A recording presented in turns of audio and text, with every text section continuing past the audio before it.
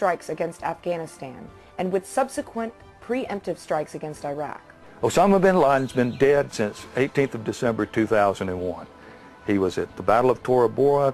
There was an American team that made its way there. There were 2 Afghan militias holding the Arabs, the foreign fighters, in that big, long defensive position at Torgar Mountain. Took several days, realizing that bin Laden was there, and eventually got an airstrike in late in the afternoon when he would come out of his cave to communicate by radio to his fighters. And he was bombed. If he survived the initial one, he didn't survive the night. The pounding on that mountain sealed off the caves that the survivors had gone back into. They collapsed. And he has never been credibly seen or heard from since. One of the members of the team who brought that about came to see me. And then he told me his story. And a book is coming out about that.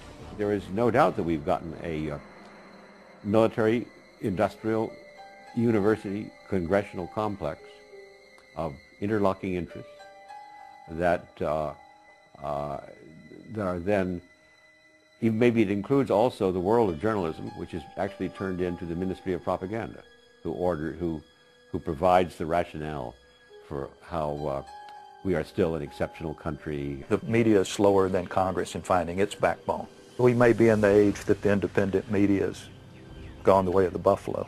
If we do, it's a great danger to our republic. There's a deeply ingrained imperial mentality which almost has a compelling effect on accepting the nobility of the state, whatever it's doing.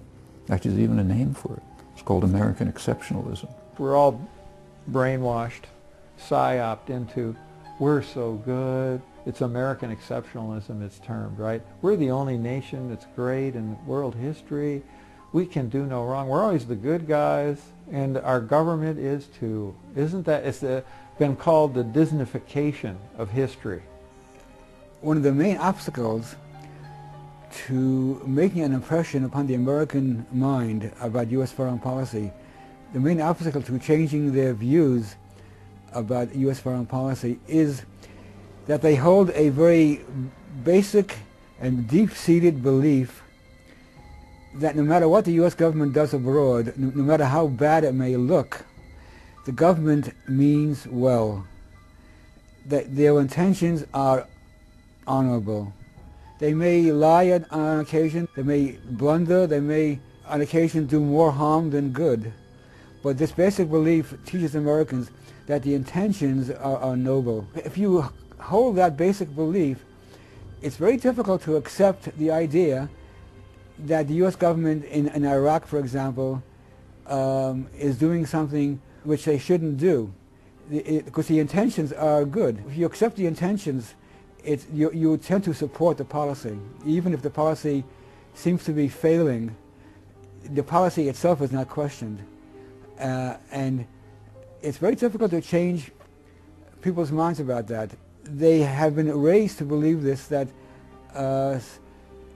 starting certainly with the Second World War, which we call the Good War, since then, all our interventions have been for good purposes. We have been fighting an evil called communism, and now an evil called terrorism. We have overthrown dictatorships. This is all part of the mythology. What my rule is if the corporate media and the government tell you something and it's controversial, the government and the corporate media are lying.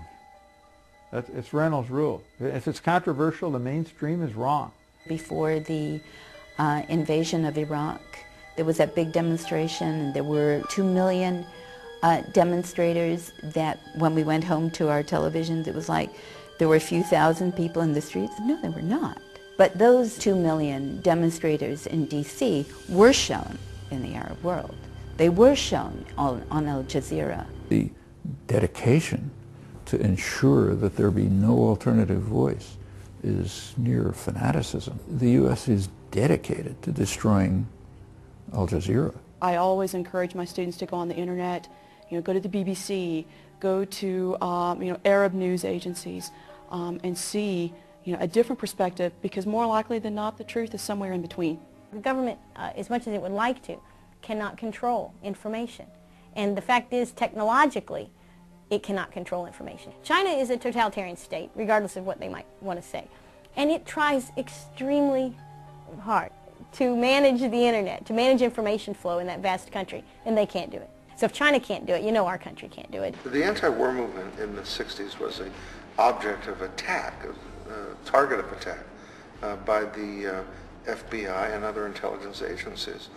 Whenever there's a challenge to this government's policy, especially foreign policy, there will be an attack. In the 60s, many people protested against U.S. foreign policy about Vietnam and burned draft cards or fled the country to avoid the draft. In June 1967, former world heavyweight champion Cassius Clay, also known as Muhammad Ali, was convicted of violating the Selective Service Act after refusing to take the oath of induction into the Army to fight the Vietnam War, claiming that he was an ordained black Muslim minister and should be exempt. We don't want to institute a draft, and so it's a dilemma for the United States. There will not be a draft in this country.